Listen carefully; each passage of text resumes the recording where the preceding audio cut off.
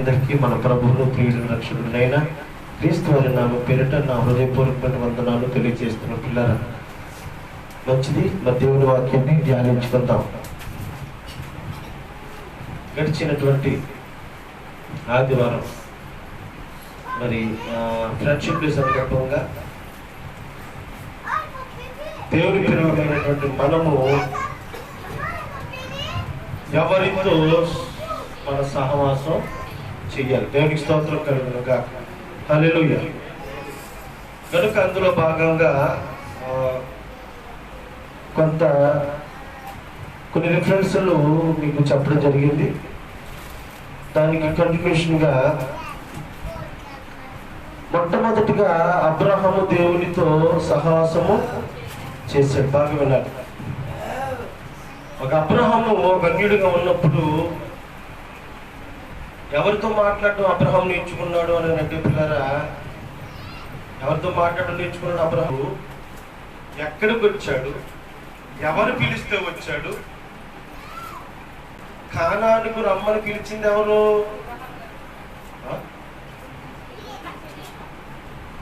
ఎవరు రమ్మన్నారు? కానాను అబ్రహామును పిలిచాడు. దేవునికి స్తోత్రం కలుగునుగా. ఉన్నారా? ఇప్పుడు అబ్రహాముకి సలహాలు ఇచ్చి నడిపిస్తుంది ఎవరు? దేవుడే. మనకు సలహాలు ఇచ్చేది ఎవరు?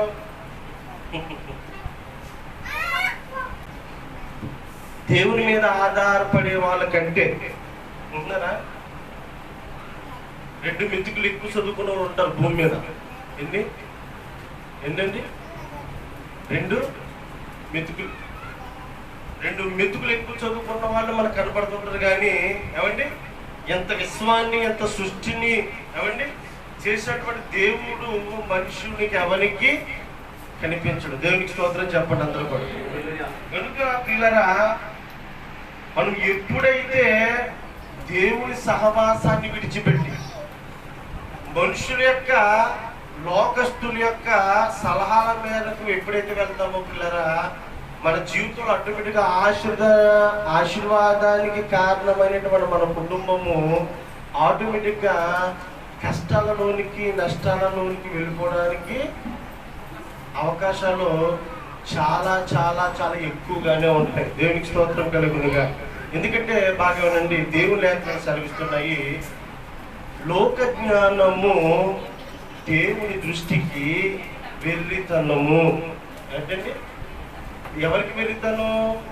మన ఆత్మీయులు కనుక ఆత్మానుసారంగా ఎవరైతే జ్ఞానవంతులుగా ఉన్నారో, దేవుని సహవాసంతో ఎవరైతే ఉన్నారో అటువంటి వారి యొక్క సలహాల మేరకు మనం వెళ్ళాలి తప్ప ఏమండి లోకానుసారమైనటువంటి సలహాల వలన మనకి ఏమవుతుందంటే ఏమండి నష్టాలలోనికి, కష్టాలలోనికి మన మానవుడు వెళ్ళిపోవడానికి చాలా ఎక్కువ అవకాశాలు ఉన్నాయి. బాగా గమనించినట్లయితే ఈ యొక్క అబ్రహాముకును దేవునికి మధ్య ఒక సత్సంబంధాన్ని బట్టి మనం చూస్తే, ఆ లోతు యొక్క సందర్భాన్ని బట్టి చూస్తే, దేవునితో అబ్రహాము మాట్లాడే విధానం, దేవునితో అబ్రహాము డిస్కస్ చేసే విధానం ఎలా ఉంటుందండి?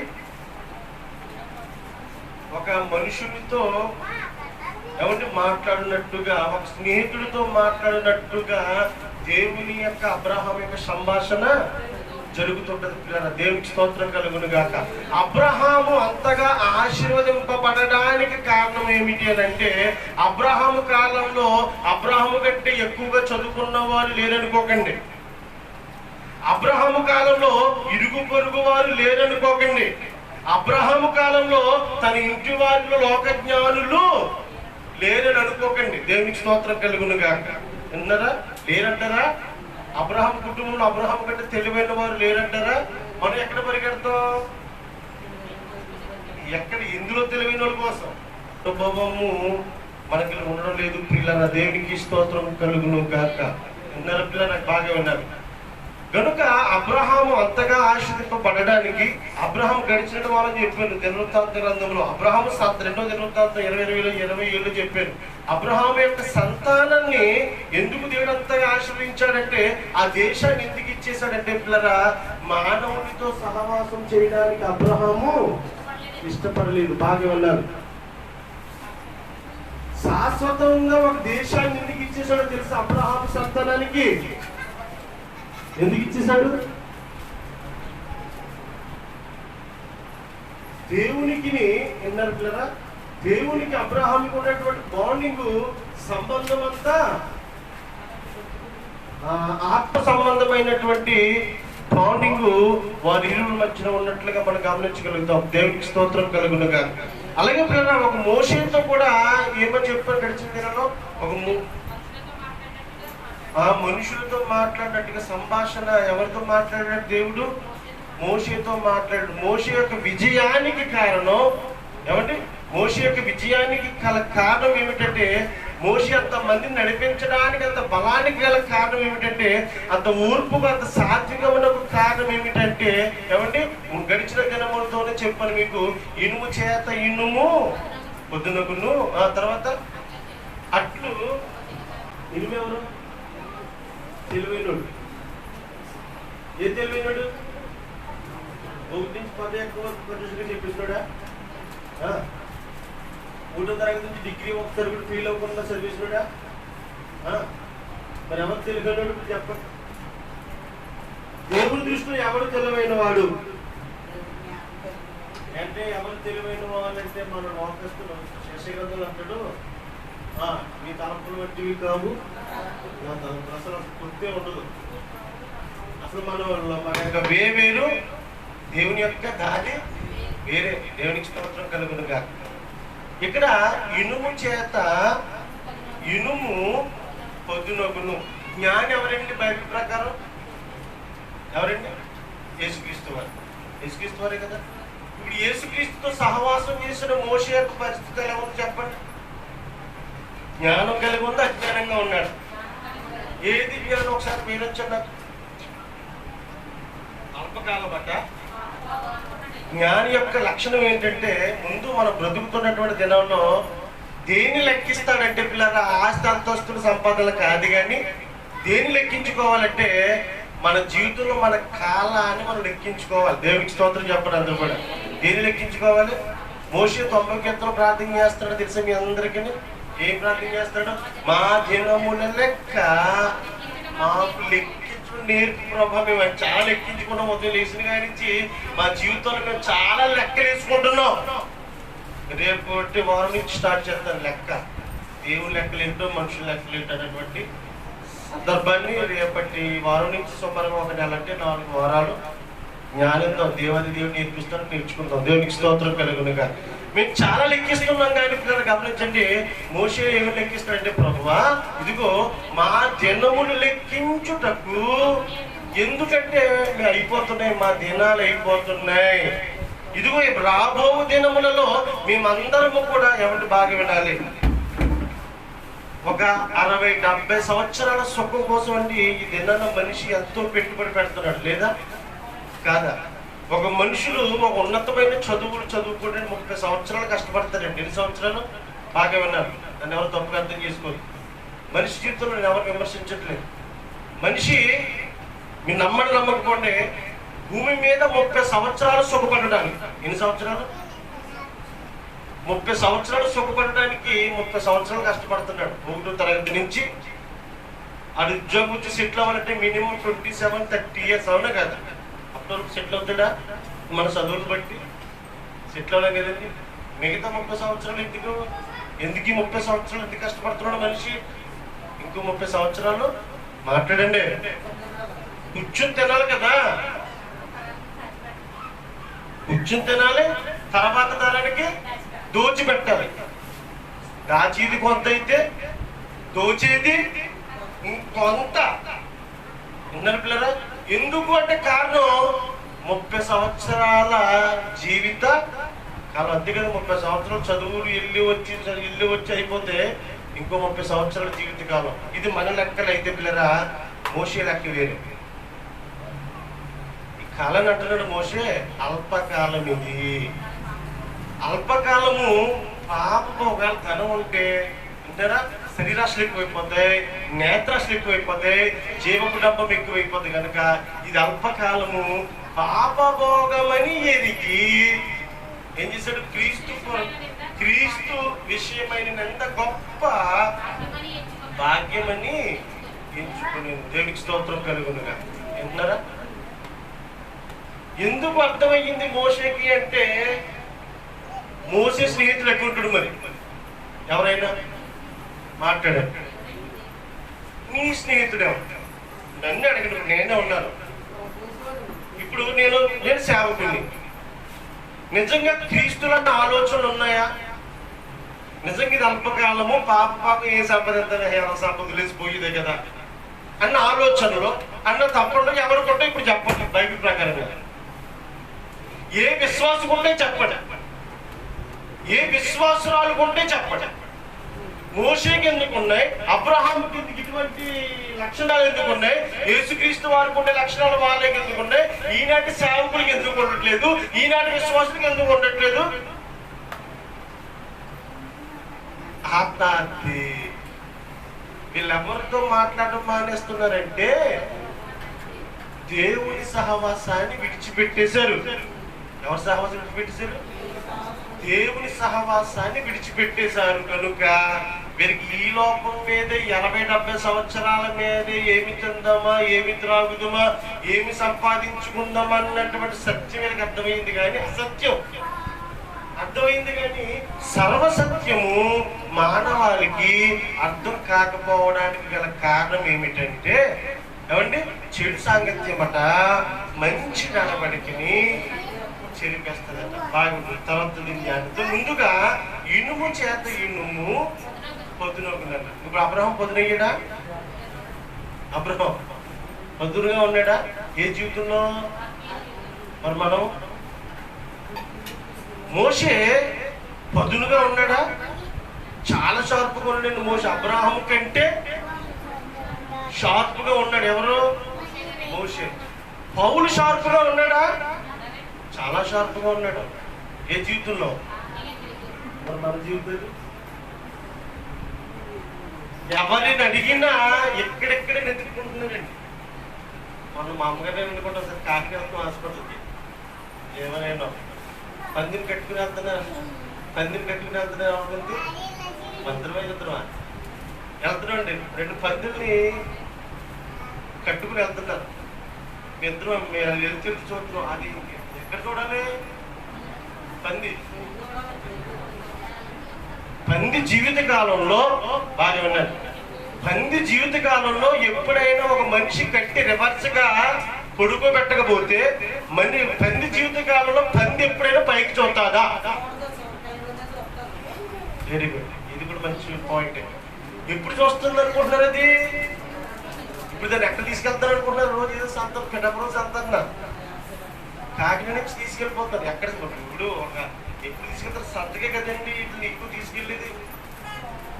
పంది జీవిత కాలంలో ఆ పంది ఎప్పుడు ఆకాశం వైపు చూస్తుందంటే, పైన చూస్తుందంటే, ఆ పంది అనుకుంటుందంటండి దాని స్వభావం అంట ఎంతసేపు కింద కింద కింద కింద కింద కింద నెట్టుకుంటే ఎంత దూరమైనా కింద వెళ్తున్నది. కానీ ఇలా పైకి చూసేదానికి స్వభావం కానీ అవకాశం దానికి లేదట. పిల్లరా గమనించండి, మన జీవితంలో కూడా పైన ఉన్న వాటి మీదనే మనస్సు పెట్టండి, కానీ భూ సంబంధమైన వాటి మీద మనస్సును యేసుక్రీస్తు వారు 2021 సంవత్సరాల క్రితం చెప్పిన మాట ఇప్పటికీ మానవాళికి అర్థం కాని మాట. దేవునికి స్తోత్రం కలుగునుగా. గనుక పిల్లరా, ఇదిగో క్రీస్తుతో సహవాసము కలిగిన వారి జీవితాలు ఎలా ఉంటాయి అని అంటే ఆత్మ సంబంధమైన వాటిగా ఉంటాయి. కనుక భక్తుడు అంటున్నాడు, ఇనుము చేత ఇనుము పదును అగును. ఏమండి? అలాగే నువ్వు ఒక ఆత్మీయుడితో సహవాసం కలిగి ఉంటేనే నీవు ఆత్మీయ పరురాలు కాగలవు. నీవు ఒక ఆత్మీయుడితో సహవాసం చేస్తేనే నువ్వు ఆటోమేటిక్ గా ఆత్మీయ పరుడవు కాగలవు. నువ్వు శరీరానుసారుడితో ఊరి మీద తిరిగితే ఆత్మానుసారుడమైన నువ్వు కూడా శరీరానుసారుడు అయిపోవడానికి అసలు అవకాశం లేదని అనుకోవద్దు. దేవునికి స్తోత్రం కలుగునుగా. ఇవి నేను చెబుతున్న మాటలు కాదు.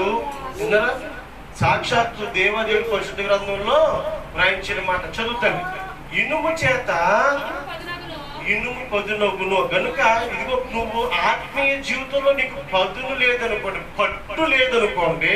ఇప్పుడు ఆత్మీయ జీవితంలో నీకు పట్టు కావాలంటే అర్జెంటుగా నీ సహవాసాన్ని నువ్వు మార్చేసుకోవాలి. దేవునికి స్తోత్రం చెప్పగలరు. విన్నారా? ఏం మార్చుకోవాలి? నువ్వు ఎందుకు ప్రార్థన చేయలేకపోతున్నావంటే నీ స్నేహితులలో ఎవరు ప్రార్థన పరులు లేరు. నువ్వు ఎందుకు పరిశుద్ధ గ్రంథాన్ని ధ్యానించలేకపోతున్నావంటే నీ యొక్క స్నేహితులలో ఎవరికి ఇటువంటి మంచి లక్షణాలు లేవు. ఒక సహోదరుడు చెప్పినాను, ఏమంత మంచిది, మంచి సాక్ష్యం. అయ్యగారు, నేను వాళ్ళ మార్చాలనుకుంటున్నాను, వాళ్ళతో పాటు నన్ను సినిమాకి తీసుకెళ్ళి సిద్ధంగా ఉన్నాను. కనుక నేను కనిపెట్టేశాను. ఏం చేశాను? కనుక పిల్లరా, మనం ఒక్కసారి మన పట్టు అసలు మన దేవుడు ఎందుకు పిలుచుకున్నాడు, మనం ఏ మార్గంలో నుంచి ఏ మార్గంలోకి వచ్చాం, ఎందుకు వచ్చాం అన్నటువంటి సత్యాన్ని మనం వెలిగింపబడుతున్నామా, అనేకులు వెలిగించగలుగుతున్నామా, మన ఆత్మను ఆర్పేసుకున్నామా, అనేకుల ఆత్మల్ని ఆర్పేస్తున్నామనే సత్యాన్ని గమనించి ఇనుము చేత ఇనుము పదునగును. నువ్వు ఆత్మీయ పరుడితో సహవాసం చేస్తేనే నీవు ఆత్మీయ పరుడు కాగలవు. నీ కుమార్తె ఆత్మీయ పరురాలతో సహవాసము చేస్తేనే నీ కుమార్తె ఆత్మీయ పరురాలు కాగలదు. నీ భార్య ఆత్మీయ పరురాలతో సహవాసం చేస్తేనే నీ భార్య ఆత్మీయ పరురాలు కాగలదు. ఒకవేళ శరీరానుసారులతో సహవాసం చేస్తే ఒకవేళ నీ భార్య ఆత్మపరురాలు కావచ్చు. ఆటోమేటిక్ గా సహవాసాన్ని బట్టి ఆమె కూడా శరీరానుసారురాలుగా, అతడు కూడా శరీరానుసారుడుగా మారిపోవడానికి 100కి 100% అవకాశాలు ఉన్నాయి. ఎవరు లోక స్నేహాన్ని స్నేహించాడట? ఎవరు చెప్పగలరా? దేమా లోకాన్ని స్నేహించి సంఘ సహవాసాన్ని, సువార్త భారాన్ని పక్కన పెట్టేసి మరలా లోకాన్ని స్నేహించి లోకంలో ఉన్న ఆశల వలయంలో చిక్కుకున్నాడట. ఎవరు? దినాల్లో మన సహవాసం ఎవరితో ఉంది? ఎవరిలో ఉంది? కనుక ఇనుము చేత ఇనుము పదునగును. అట్లు ఒకడు తన చెలికానికి వివేకాన్ని పుట్టించగలడు. భాగనించు. ఇప్పుడు నేను ఆత్మీయపరునండి, నేను మీ బిడ్డలకు ఏం పుట్టించగలను అనుకుందాం.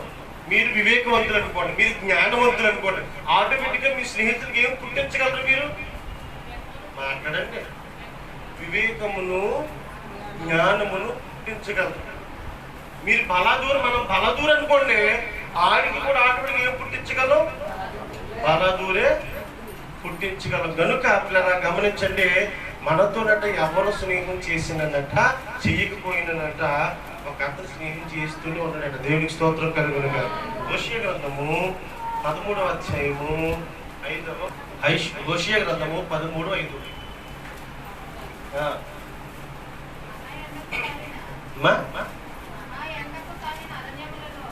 మహా ఎండకు కాలిన అరణ్యములో ఎవడండి? మహా ఎండ అంటండి. ఎక్కడంట? ఏమండి, ఇక్కడ ఎండకి అరణ్యంలో ఎండకి తేడా చెప్పగలరా? బాగా ఆలోచించానండి, అదే చెప్తున్నాండి. ఎండ, మహా ఎండ ఎక్కడన్నా ఒకటే కదండి. కానీ ఇక్కడ ఎండకి అరణ్యంలో ఎండకి తేడా ఏంటి? అరణ్యం అంటే ఏంటండి? ఏమండి? కాగడివి. అక్కడ ఎండకి ఇక్కడ ఎండకి తేడా ఏంటి?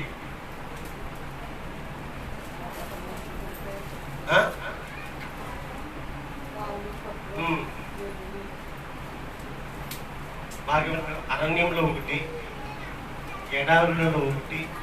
పిల్లరా, ఎండ తట్టుకొని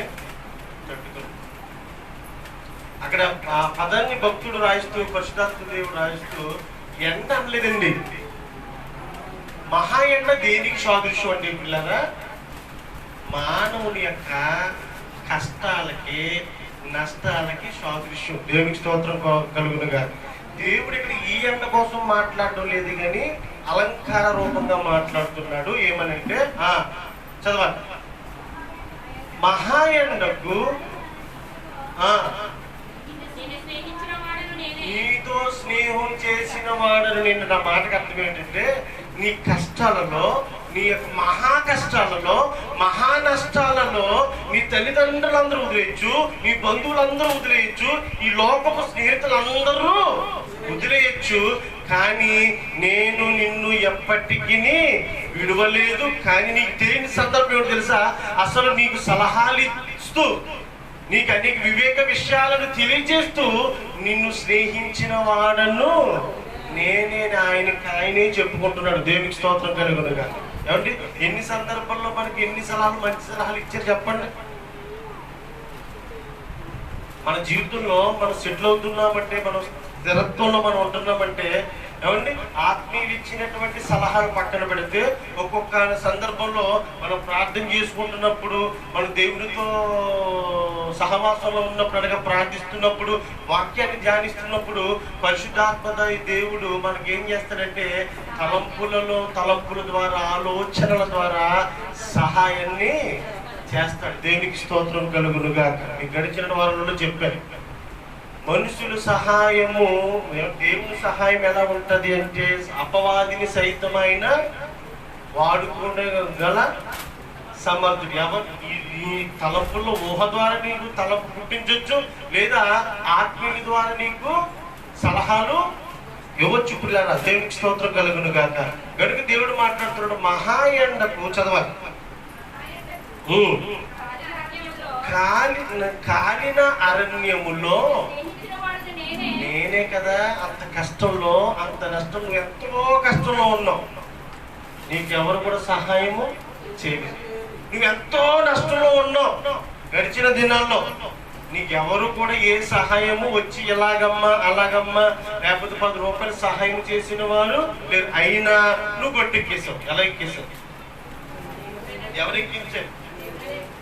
నీకు ఎటు తోచని స్థితిలో నువ్వు ఉన్నావు, నువ్వు ఎవరిని అడగాలో స్థితిలో నీవు ఉన్నావు, అయినా నువ్వు గొట్టెక్కేసావు. నీకు సలహా ఇచ్చింది ఎవరు? ఆ రీతిగా నడవాలని, ఆ రీతిగా వెళ్ళాలని నిన్ను నడిపించింది ఎవరంటే, ఆయన చెప్తున్నాడు, స్నేహించిన వాడను నేనే. దేవునికి స్తోత్రం కలుగునుగా. ఈ లోకపు స్నేహితులు నిన్ను విడిచిపెట్టచ్చు, ఈ లోక బంధువులు నిన్ను విడిచిపెట్టచ్చు, కానీ నీవు దేవుని బాగా. ఇక్కడ హోషేయ గ్రంథం చెప్తున్నాడు, ఎవరెవరితో స్నేహం చేశారు? దేవుడే స్నేహం చేశాడు. దేవునికి స్తోత్రం కలుగునుగా. కానీ మనం గమనించుకో, నిజమైన స్నేహితుడిని విడిచిపెట్టేస్తాం. ఏమండి నష్టాల, కష్టాల, తప్పుడు సలహాలు ఇచ్చిన వారిని అందరినీ పక్కలో పెట్టుకుని తిరుగుతూ ఉంటాం, వాళ్ళకి పెట్టుబడి పెట్టుకుంటూ తిరుగుతూ ఉంటాం. పిల్లల దేవునికి స్తోత్రం కలుగునుగా. ఒక స్నేహితుడు ఉన్నాడు, ఏమంటే బాగా విన్నారు. ఆ స్నేహితుడు చనిపోతాడు. ఎవరైనా యేసుక్రీస్తు యొక్క స్నేహితుడు లాజరు. ఇదిగో మార్త మరియలు వచ్చుతారు. సుమారుగా చనిపోయి ఎన్ని రోజులు అవుతుంది? 4 రోజులు అవుతుంది. యేసుక్రీస్తు వారు వస్తారు. వచ్చినప్పుడు మరి చనిపోయింది ఎవరు? స్నేహితుడు. యేసుక్రీస్తు వారు ఏడుస్తారు అక్కడ సందర్భం. అప్పుడు వాళ్ళ సహోదరులు అంటారు, మార్త మరియలు అంటారు, ఇదిగో నీ స్నేహితుడు ఏమైపోయాడు? చనిపోయాడు. మీరు ముందు వస్తే బాగుంది, ఇప్పటికే 4 దినాలు అయిపోయినాయి. దేవునికి స్తోత్రం కలుగునుగా. చనిపోయింది ఎవరు? మాట్లాడారు. చనిపోయింది ఎవరు? ఎవరితో స్నేహం చేసిన వాడు వదిలేశాడా? నీ స్నేహితులు ఏమంటే లాభాలలో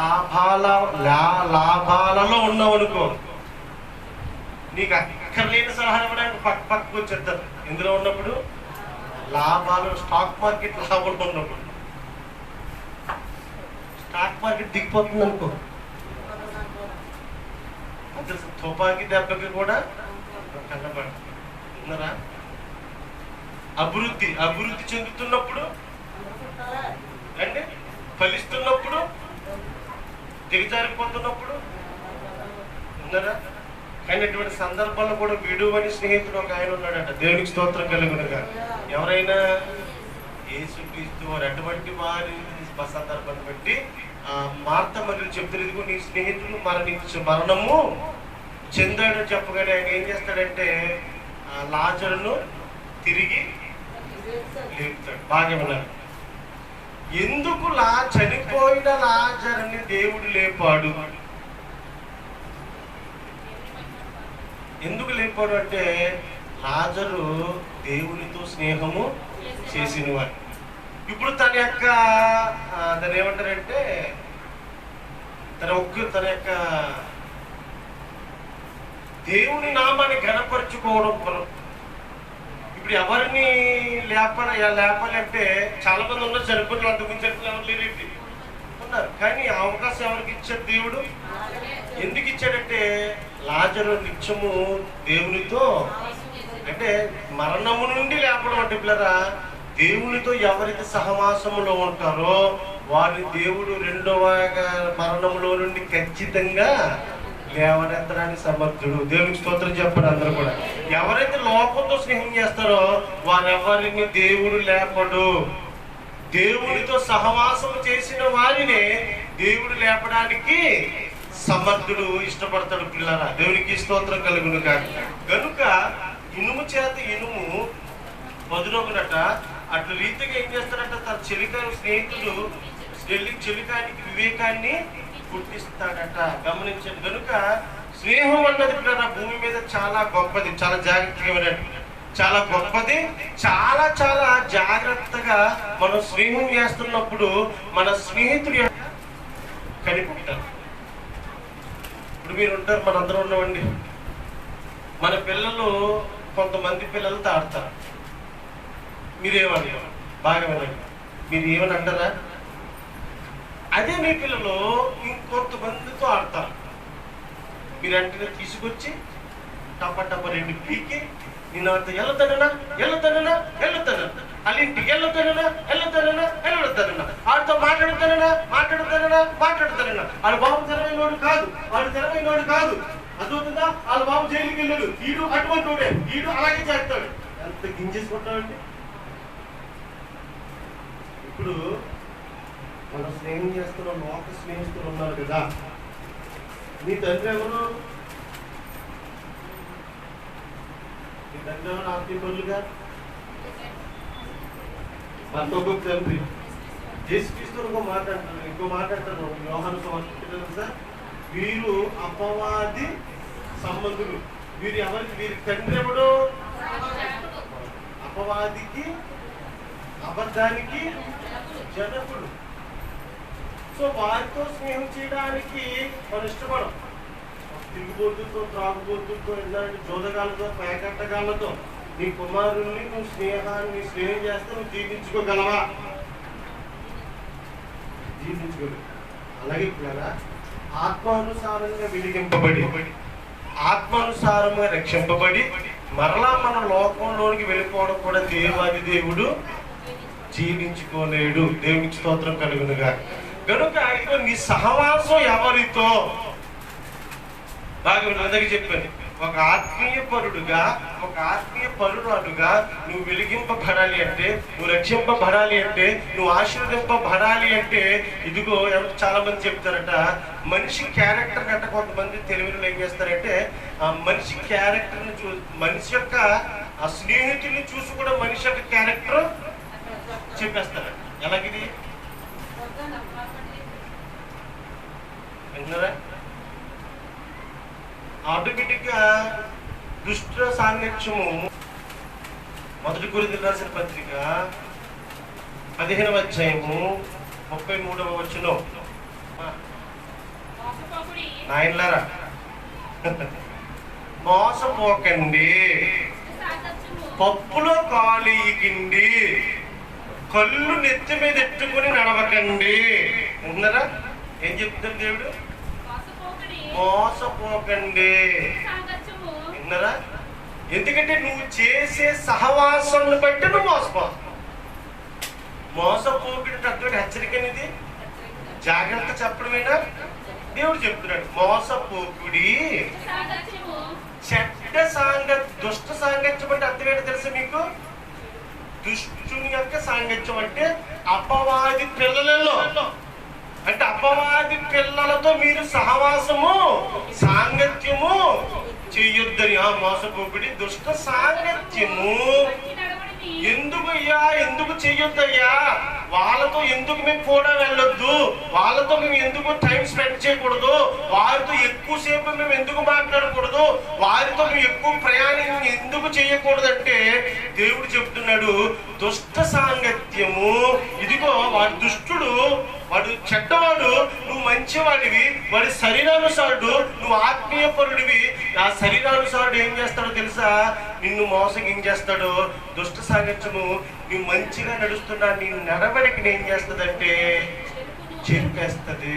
నువ్వు ఎన్నాళ్ళు కష్టపడి ఎంతో ప్రార్థన చేసావు, ఎన్నాళ్ళు కష్టపడి ఎన్నో ఆత్మలు నువ్వు రక్షించావు, నువ్వు ఒక తాగుబోతుగా వాడు మార్చేస్తాడు. దేవునికి స్తోత్రం కలుగునుగా.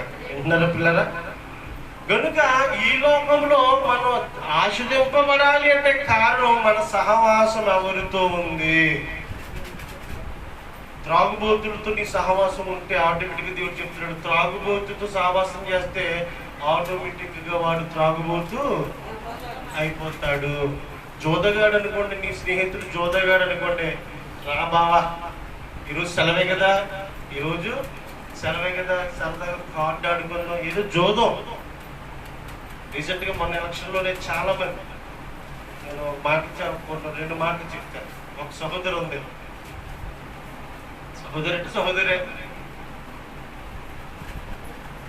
సహోదరి కాస్త ఎలక్షన్ టైంలో ఏమైపోయిందంటే డబ్బు సంపాదన అతి తక్కువ టైంలో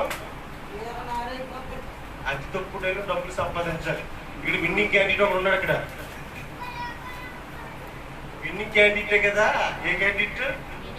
విన్నింగ్ క్యాండిడేటే. కాబట్టి మెజారిటీ మీద వద్దు, విన్నింగ్ మీద వేద్దామని వేసేసిందట. ఏంటి?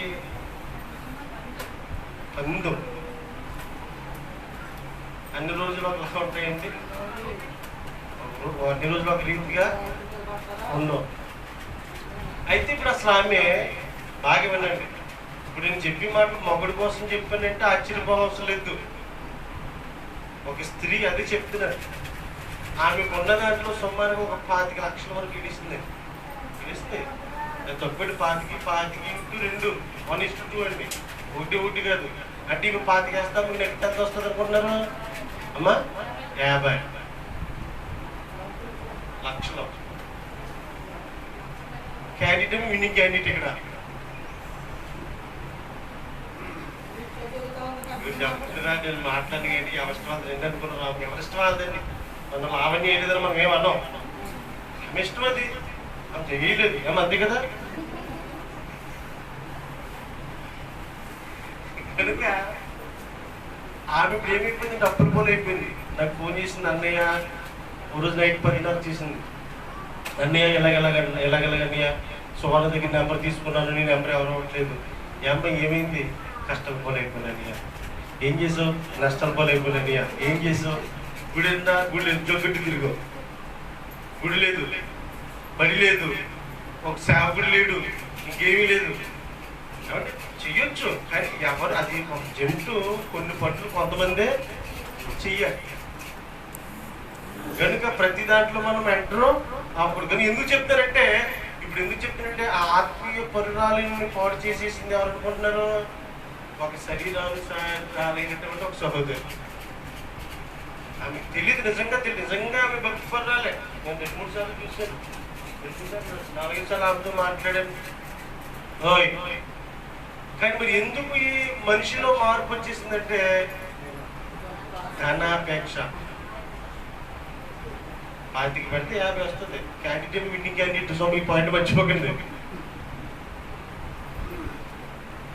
ఎవరి గో తగిలిసింది మొత్తం మీద. ఎవరికి 50 లక్షల రూపాయలు ఇప్పుడు ఆమె రివర్స్గా కట్టాలి. ఇలాగ రకరకాలుగా తప్పుడు ఆలోచన, తప్పుడు సహవాసాలు. అసలు నువ్వు ఆత్మీయపరురాలుగా జీవించవలసిన నీవు, క్రైస్తవురాలుగా జీవించవలసిన నీవు, పరిశుద్ధ గ్రంథాన్ని చేతబట్టుకుని సంఘ సహవాసాన్ని కలిగి ఉండవలసిన నీవు, పరిశుద్ధ గ్రంథం తల చెప్తుంది జోకు పెట్టి పక్కనేసారని, బైబిల్ పక్కనేసారని, జోకు పెట్టుకున్నారని, సన్నిధి మానేశారని, అన్ని మానేశారని. ఉన్నాయి బిజినెస్లు ఉన్నాయి. బిజినెస్ అంటే మాత్రం రూపాయి ఏముంది? ఒకేసారి 50 లక్షలు అంటే 5 లక్షలు అంటే కనుక ఎందుకు ఇటువంటి నష్టాలు కష్టాలు పాలు మానవుడు అవుతాడంటే సరైనటువంటి సాంగత్యము లేకపోవడం వలన. దేవునికి స్తోత్రం కలుగును కాక నీ నడవడికను అందుకే చెప్తున్నాడు దేవుడు. గడిచిన ఒక 3 వారాల నుంచి మనుషులను కూర్చి మనుషులే ఒక మనిషిని మోసగించి నమ్మితేనేగా మోసం చేసేది. నమ్మకపోతే మోసం చేయడానికి అవకాశము లేదు పిల్లలు. కనుక దేవుని పిల్లలుగా మనం ఎవరితో సహవాసం చేస్తున్నామంటే దేవుడు చెప్తున్నాడు, ఇదిగో మీతో కష్టకాలంలో నష్టకాలంలో స్నేహించిన వాడును నేనే. ఈ రోజున ఈ రీతిగా మనం ఉండగలుగుతున్నాము అంటే, సుఖ సంతోషాలతో ఉండగలుగుతున్నాం అంటే అది 100% మన జ్ఞానమేమి కాదు పిల్లరా. నేను చెప్తున్నాను ఈ రోజున బలిపెట్టు మీద నిన్న మేము మాట్లాడుకున్నాం మా ఇంట్లో. ఈ రోజున మేము ఈ రీతిగా ఉండడానికి కారణం ఒక ఆవిడ, ఒక ఆంటీ గారు. నిన్నే మాట్లాడుకున్నాం సులభని గారని. ఆ దినాన్ని ఆమె సలహా ఇవ్వకపోతే మీరు యానం వచ్చేయండి అని అనకపోతే, మా అమ్మగారు ఆవిడ మాట వినకపోతే, మేము యానం రాకపోతే వాస్తవం ఈ పాటికి ఇటుకలు బట్టి దగ్గర ఉండాలి మేము. అంతేనా? ఇంకా అంతకన్నా మార్గం ఏమి అంటే ప్రతి మనిషి ప్రతిదీ కూడా ఆలోచించుకోగలగాలి. ఇప్పుడు మేము యానం రాలేదండి, మా నాన్నగారు రిక్షా కాబట్టి ఇప్పుడు జాజీపేటలో అందరూ వృత్తి ఇప్పుడు ఇటుకలు బట్టి. సో మేము ఎక్కడ ఉండాలి? రాకపోతే ఆవిడ సలహా ఇవ్వకపోతే మా అమ్మగారు ఆవిడ సలహా పక్కనెట్టే.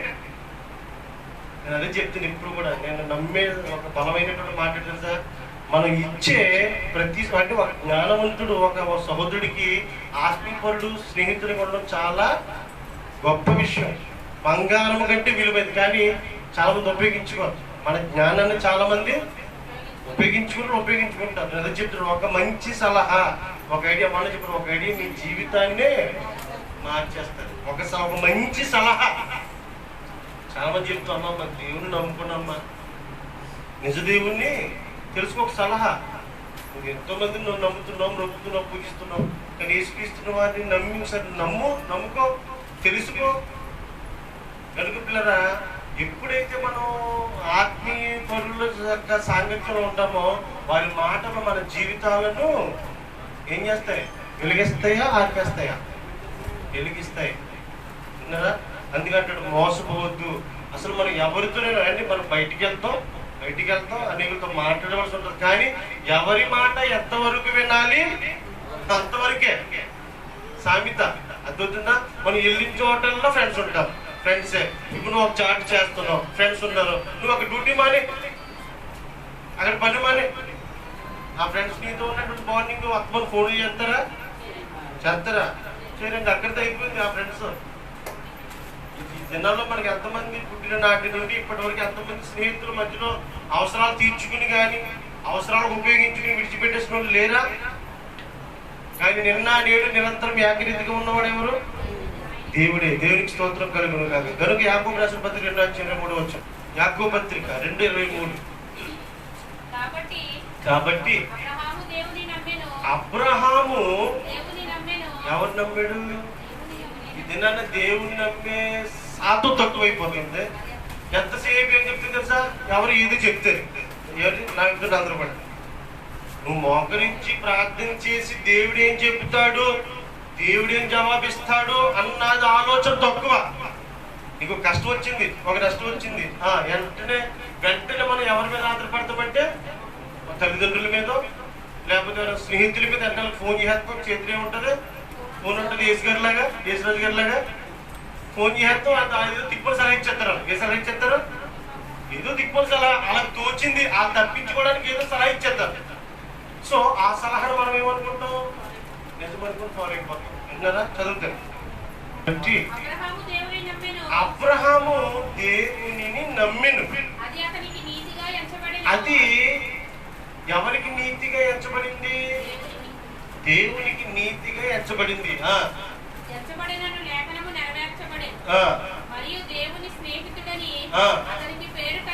ఎవరికి? అబ్రహాంకి దేవుని స్నేహితుడు. నిన్న రాత్రి మధ్యాహ్నం లేనక్కడ ఉన్నాయి. మా ఊడోడు అంటాడు, మా చిన్నోడు అంటాడు, ముగిస్తున్నాడు. మా చిన్నోడు అంటున్నాను, నువ్వేమవుతారు అన్నాడు. అక్కడ ఏమన్నాడు? అడిగాడు, ఏదో అయిపోతారు అక్కడి మధ్యలో ఆర్పిఎఫ్ అయిపోతాడు, ఆర్మీ అయిపోతాడంట. నువ్వేమవుతారన్నాడు పెద్దలు. నేను ఇంక సంవత్సరం క్రికెట్ అన్నాడు, నేను క్రికెటర్ అయిపోతాను అన్నాడు. తినపోయింది. నేను అనుకున్నది ఎవడో కూడా అవుతానట్లేదు, నేను ఆశిస్తుంది ఎవడో కూడా చెప్పట్లేదు. నేను చూశాను. మరి నువ్వు ఏమవుతుంది అడిగాను. నేను ఆర్మీ అయిపోతున్నాడు అంటే మా చిన్నాడు. మరి అందరికి కొంచెం మంచి పర్సెంట్ చూసి ఎలా ఉంటుందా? నిజంగా ఆర్మీలో కాకెత్తకి నెలకి రాకపోవని బ్యాట్ క్రికెటర్ అయిపోతాను అన్నాడు. మీ ఇద్దరు అలాగే ఒక నెలగా అయిపోతారంటారా? మీ ఇద్దరు ఎవడు దేవుడు అవడా అన్నాడు. అవుందా? దేవుడు అలా వద్దున్నాడు. ఏం మాట్లాడుతున్నావా? దేవుడు వద్దాం మన అన్నాడు. అదేట్రా, దేవుని వాక్యం ఎవరికి వచ్చిన వారే దైవాలు అంటున్నారు కదా, క్రికెట్ నేర్చుకుంటావా నువ్వు? అదేమో ఆర్మీ అని ఆడు. మరి వాక్యాన్ని ఎవరు నేర్చుకోరా? మీరు దైవాలు కారనా అంటే దేవుళ్ళు అయిపోతావా? మన దేవుళ్ళు అవగలవా అంటున్నాడు. కనుక ఎవరా మీరు తెచ్చిందలా తినేస్తాడు. కనుక మన ఆలోచన ఎలా ఉంటాయంటే ఇది అవ్వాలి అది అవ్వాలి అని శరీరానుసారంగా ఆలోచిస్తాం. కానీ దేవుని ఆలోచనలో దేవుడు చెప్తున్నాడు, దేవుని సమాజంలో దేవుడు నిల్చున్నాడట. ఏ సమాజం అండి? ఎక్కడుందండి అది? నేను ఒకటి అడుగుతాను, మీరు ఎవరు బాధపడద్దు, నన్ను తిట్టుకోకండి. దేవుని సమాజం అంటే ఏంటి తెలుసు మీకు? అసలు సమాజం అంటే ఏంటండి? మనుషులందరూ కూడుకునే 89 కీర్తన అంటాడు, 82 కీర్తన చదువుతాను. దేవుని సమాజము అంటే మనుషుల సమాజం బాగా, దేవుని సమాజములో దేవుడు నిలిచి ఉన్నాడు. దైవముల మధ్యను ఆయన తీర్పు తీర్చుచున్నాడు.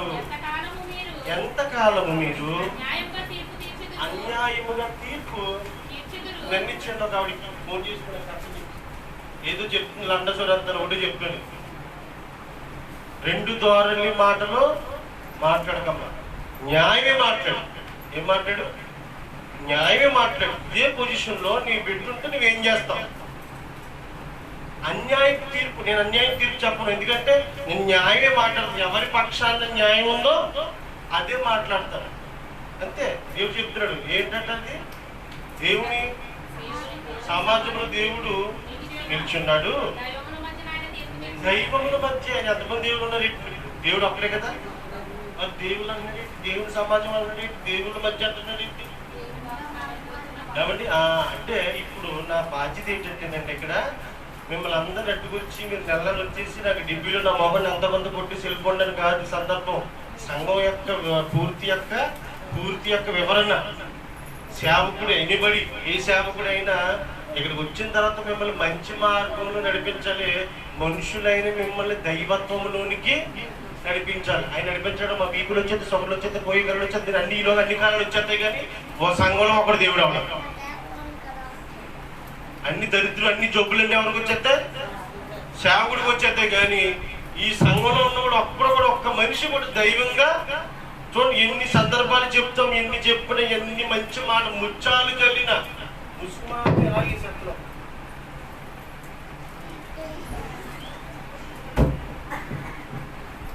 బతుకుల్లో మార్పు, కాటి కాలు సాపేసుకున్న మనుషుల్లో మార్పు. కాటి కాలు సాపి ఎలాగెత్తారు? కాటి కాలు సాపేసుకున్న ఏమండి చేసేసిన అయ్యో ఇవన్నీ విడిచిపెట్టేసి వెళ్ళిపోవాలి, నా మాట బాగుండాలి, నా ఆలోచనలు బాగుండాలి, అనేకులకు మాదిరికరంగా, నా వెనకాల వారికి నేను మాదిరికరంగా ఉండాలి. ఈ తలంపులు ఇవేమి మానవునికి లేవు. అందుకే నా కొడుకు అన్నారా దేవుడు ఎలా అయిపోతారయ్యా అని ఎందుకన్నారంటే అది. కానీ దేవుడు ఆశిస్తున్న సమాజం మానవ సమాజం కాదు. దేవుడు ఆశిస్తున్న సమాజం.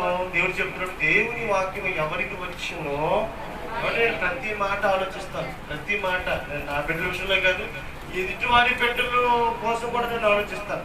మన బిడ్డలో మనం మంచి ఉన్నతంగా ఇందాక చెప్పాను, 30 సంవత్సరాల సుఖం కోసం 30 సంవత్సరాల సుఖం కోసం 30 సంవత్సరాలు కష్టపడుతున్న పిల్లల్ని చదువులు పెట్టట్లేదండి.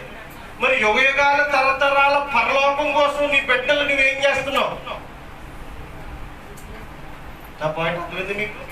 30 సంవత్సరాల్లో నీ కుమారుడు నీ కుమార్తె సుఖంగా ఉండాలి. నేను నిజంగా చెప్పండి, ఎంత డబ్బున్నా సుఖం వస్తుందండి? ఎంత సంపాదించే బ్యాంక్ లో బ్యాలెన్స్ వేసేసి ఇచ్చే నీ పిల్లలకి సుఖం ఉంటుంది అనుకుంటారు? వాళ్ళకి ఉండదు. అయినా ఉండదని తెలిసినా వాళ్ళు ఏదో సుఖపడతారు, తింటారు. ఏంటి సుఖం అంటే? కూర్చుని తినే, కష్టపడకుండా కూర్చుని వాళ్ళు తినేటువంటిది కావాలని 30 సంవత్సరాలు కష్టపడుతున్నారు. బాగుంది. మరి యుగ యుగాలు తరతరాలు మరణం తర్వాత మనిషి వెళ్ళే లోకం ఉంది. అదే స్థిరమైన లోకం, పరలోకం, శాశ్వతమైన లోకం. ఆ లోకం కొరకు ఏ తల్లిదండ్రులు ఏ బిడ్డల్ని వాక్యం ఎవరికి నేర్పించలేకపోతున్నారు. వారిని సంఘములో దైవత్వము కలిగినటువంటి బిడ్డలుగా తీర్చి దిద్దలేకపోతున్నారు. అసలు మన బిడ్డల సహవాసం ఎవరితో ఉంది, అసలు మన సహవాసం ఎవరితో ఉంది అనేటువంటి సత్యాన్ని మనం తెలుసుకోవాలి. కనుక ఆ దుష్ట సాంగత్యం ఏం చేస్తుందట? మంచి నడవడికి చెలుపుతుందట. ఇనుము చేతనే ఇనుము కొద్ది నవ్వుతుందట. ముగిస్తున్నాను. నువ్వు ఆత్మీయ పరురాలతో స్నేహం చేస్తే నీ బిడ్డ ఆత్మీయ పరురాలు అవుతారు. నీ భర్త ఆత్మీయులతో సహవాసం చేస్తే నీ భర్తలు ఆత్మీయులు అవుతారు తప్ప లోకస్తులతో స్నేహం చేసిన ఎడలా. ముగిస్తున్నాడు. యాకోబు పత్రికలు అంటాడు 4వ అధ్యాయము 4వ వచనము. యాకోబు పత్రిక 4వ అధ్యాయము 4వ వచనం ముగిస్తున్నాడు. ఈ లోక స్నేహము వ్యభిచారులారా. ఏమంటే ఎవరైతే ఈ లోకంతో స్నేహం చేస్తున్నారో వారికి దేవుడు పెట్టిన పేరేంటో తెలుసా? బాగా చదువుకోండి, కావాలి అక్కడ రావడం లేదు చూసుకోండి. అక్కడ దేవుడు చెప్తున్నాడు, ఏమని పిలుస్తున్నాడు అంటే పరిశుద్ధులారని పిల్లలా, వ్యభిచారులారని పిల్లలా? దేవుడు మాట్లాడాడు. ఎలా పిల్లాలి? పరిశుద్ధులారని పిల్లలు. కానీ వ్యభిచారులారా అని ఎందుకు పిలుస్తున్నాడు? రీజన్ ఏంటి? తర్వాత చెప్తున్నాడు. వ్యభిచారులు ఎందుకన్నాడంటే ఈ 60-70 సంవత్సరాల కాలం ఈ లోక స్నేహము దేవునితో వైరం. అసలు దేవునికి అసలు పడదు. ఈ లోకంతో స్నేహం చేస్తున్నవారు చాలా మంది చూడండి. చాలా మంది ఏంటంటే లోకంలో ఉన్న వాటి మీదనే మనసు పెడతారు. లోకంలో ఉన్న వాటిలో వాళ్ళు ఎలా నడుచుకుంటున్నారు, వాళ్ళు ఏ బట్టలు వేసుకుంటున్నారు, వారి ఇంట్లో ఏ వస్తువులు ఉన్నాయి, ఇలా లోకానుసారంగానే ఆలోచిస్తారు తప్ప ఆత్మీయ తలంపులు వారి జీవితంలో ఎప్పటికీ ఉండవు. ఆత్మానుసారమైన ఆలోచనలు ఉండవు, ఆత్మానుసారమైన క్రియలు ఉండవు, ఆత్మానుసారమైన నడతలు ఉండవు. పిల్లరా చదవాలి. వ్యభిచారులారా, ఈ లోక స్నేహము దేవునితో వైరమని నీకు తెలియదా? దేవుడు చెప్తున్నాడు, దేవునితో వైరమని మీరు ఎరుగరా? కాబట్టి ఎవడైతే ఈ లోకంతో, ఎన్ని లోకాలని చెప్పారండి మీకు? నేను చెప్పండి. బ్రతుకున్నప్పుడు భూలోకం, పోయిన తర్వాత పాతాళం. పాతాళంలో 2, నెమ్మది, వ్యాధులు చెందిస్తాం. లోకాలు అయితే ఉన్నాయి. బాగా వినండి. బ్రతుకునేవారుండేది భూలోకం. చనిపోయిన వారు నివసించే లోకం దేవుడు వేరేగా నిర్మించాడు. దానిని పాతాళ లోకం అన్నారు. అందులో మళ్ళీ 2 ఉన్నాయి. ఒకటి నెమ్మది పొందేది, వేదన పొందేది. కనుక బ్రతుకున్న వారు భూలోకంలో ఉన్నారు, చనిపోయిన వారు పాతాళ లోకంలో ఉండవలసిందే. ఉన్నారా? కనుక దేవుడు చెప్తున్నాడు ఈ లోక స్నేహము దేవునితో వైరమని మీరు ఎరుగరా? ఆగితారు. ఇదే మాటలు చదువుతున్నప్పుడు మాటలు విశ్వసిస్తారన్నారు. ఏమన్నారు? పైనున్న వాటి మీదనే కానీ ఎందుకు చెప్పాడైనా అంటే ధర్మవిషయం వచ్చినప్పుడు అన్నాడు పరలోక రాజ్యంలో ధనాన్ని ఎందుకు అక్కడ కోసం ఎందుకు మాట్లాడుతున్నాడంటే ఇదిగో ఇది స్థిరమైంది కాదు. ఇక్కడ మహా అయితే 60-70 సంవత్సరాల జీవిత కాలం. అందులో 40 వెళ్ళిపోయి 60-70 గుడిసులు ఉంటుంది. మామ 65 గుడిసులు ఉన్నారు, 50 గుడిసులు, 40 ఇలాగా సగం జీవితం అయిపోయింది. కనుక ఇప్పుడు మనం వెళ్ళబోతున్నటువంటి లోకం కొరకు మనం ఆరాట పడాలి. వెళ్ళబోతున్నటువంటి లోకం కొరకు మనం ప్రయాసపడాలి. ఆ లోకం మనం వెళ్ళాలి అని అంటే మనం ఎవరు పడితే వాళ్ళ పరలోక రాజ్యానికి అర్హులు కాదు. కనుక నువ్వు పరలోక రాజ్యం వెళ్ళాలి అని అంటే గమనించు, నీకు ఆత్మీయ నువ్వు పరలోక రాజ్యం వెళ్ళాలంటే ఆల్రెడీ నీకు మార్గం చూపించేవాడు, నీకు పరలోక రాజ్యం కోసం గుర్తు తెలుసుకున్నవాడు, వాడు నీతో పాటుగా తీసుకెళ్తున్న వాడికి పరలోకం కోసం వాడు కూడా గుర్తు ఎరగాలి. ఉంటున్నారా? తెలియకపోతే వాడు నీకు కూడా సత్య మార్గాన్ని తీసుకెళ్ళి చూపించడం, దారి చూపించినట్టు పిల్లల. కనుక దేవుడు చెప్తున్నాడు, ఈ లోక స్నేహము దేవునికి వైరమని మీరు ఎరుగరా? కాబట్టి శాశ్వతము కాదు. మనకంటే చాలా మంది లోకాన్ని విడిచిపెట్టి లోకంలో సంపాదించిందంతా వదిలిపెట్టి వెళ్ళిపోయిన, అయినా మనిషి సంపాదన కోసమే చూస్తాడు తప్ప, ఏమండి, అయినా మనిషి సంపాదన కోసమే చూస్తాడు తప్ప దేవుడు సంపాదించుకోమన్నవి చాలా ఉన్నాయి. వాటిని సంపాదించుకోవడానికి ఏ మానవుడు కూడా సిద్ధ పడడము లేదు. ఆ చదువుతాడు తొందరగా.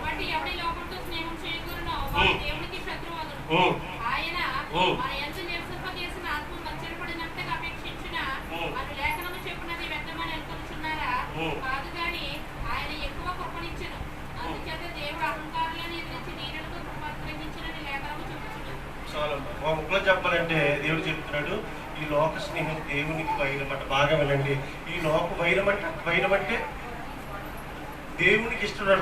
లోకానుసార బాగా ఇక్కడ చాలా మంది వచ్చేస్తారండి. ఇక్కడ ముందుకు వచ్చేసి సేవకులు వచ్చేస్తారు. చూడండి, టిక్ టక్ ఎక్కడి నుంచి బ్రతుకు ప్రారంభం ఉన్నటువంటిది ముగింపులో కనపడట్లేదు. చాలా మంది మనవన్న అంతేనండి, సంఘ పెద్దలంటే అంతే, విశ్వాసాలను అంతే. ఆశీర్వదింపబడక మునుపు తగ్గింపుగా, ఆశీర్వాదించిన తర్వాత హెచ్చింపుగా అన్నదే మనిషిగా ఉండవలసిన లక్షణము కాదు. దేవునికి స్తోత్రం కలుగునుగా. చదువుతారు. గర్వాన్ని బట్టి పిల్లరా, గర్వాన్ని బట్టి హెచ్చింపు అన్నది అసలు మంచిది కాదు. కనుక ఈ స్నేహం కోసం మాట్లాడుతుంది. వైరు బట్టి అర్థం ఏంటి? గొడవ. అంటే ఈ లోకంతో స్నేహం చేస్తున్న వారిని బట్టి దేవుడు వారి పక్షాన్ని అసలు వారి పక్షంలో ఉండడట.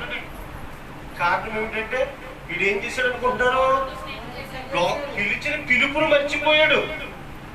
దేవుడు పిలిచిన పిలుపును మర్చిపోయి లోకంతో స్నేహం చేస్తున్నాడు. అందుకే దేవుడు చెప్తున్నాడు, వైరము అన్నాడు, అతగా నాకు పడదు. లోకంతో స్నేహించగలుగుతారు. ఏ లోకంతో స్నేహించమని చెప్తున్నాడంటే దేవుడు, పైనున్న వాటి మీదనే కానీ భూ సంబంధమైన వాటి మీద. ఇప్పుడు మనిషి మనసంతా ఎక్కడుందో చెప్పండి. మీరు మనిషి మనసంతా ఎక్కడుందో చెప్పండి. నేను పరలోకం వెళ్ళలేనేమో అన్న బాధ ఎవరికన్నా ఉందా? అది లేదు. ఏది లేదు? అది లేదు. ఇది లేదు. ఏది లేదు? ఇది లేదు. మీకు తెలుసు కదా, పక్కింటి ఆ ఇంట్లో ఇవి ఉన్నాయి, వీళ్ళింట్లో ఇవి ఉన్నాయి, మన ఇంట్లోనే ఆటలు కూడా రాసేసుకున్నాం కదా. ఎదురింటి రకరకాల ఇల్లు, వాళ్ళ స్థలం ఉన్నాయి, వాళ్ళకి అయ్యి ఉన్నాయి, వాళ్ళకి చర్చలు ఉన్నాయి, వాళ్ళకి మందిరాలు ఉన్నాయి, వాళ్ళకి బళ్ళు ఉన్నాయి, వాళ్ళకి ఇల్లులు ఉన్నాయి, వాళ్ళకి పొలాలు ఉన్నాయి, అన్నీ ఉన్నాయి. వాళ్ళకున్నాయి. నీకు అన్ని స్థిరమైనవి అండి. స్థిరమైన పరలోకం ఉంది. అది దానికోసం ఎవరైనా ప్రయాసపడుతున్నారు పిల్లరా? కనుక ఒకసారి ఆలోచించండి. స్థిరమైనటువంటి శాశ్వతమైన బహుమానం మనం పొందుకోవాలి అంటే పిల్లరా, మన సహవాసం ఎవరితో ఉంది? నిజమైన స్నేహితుడు గాయాన్ని రేపుతాడట. ప్రార్థన చేసుకోండి, లేకపోతే సన్నిధి మానకూడదు పిల్లరా. ఇలా చెప్తున్నప్పుడు మనసులకు ఏమవుతుందంటే గాయాలు అవుతాయి. తద్వారా మనుషుల మీద మీరు కోపగించుకుంటారు. కానీ మిమ్మల్ని పరలోక రాజ్యాన్ని నడిపించాలంటే తప్పన నడిపించాలంటే భారం బాధ్యత మీ సహోదరులకు ఉన్నటువంటి సత్యాన్ని మీరు ఎవరు కూడా ఎరగరు. కనుక మన స్నేహం, మన బిడ్డల స్నేహం ఆత్మీయులతో ఉందా? ఆత్మీయులతో ఉంటే నువ్వు ఆత్మీయుడిగా పొద్దును అవుతావు. ఉన్నారా?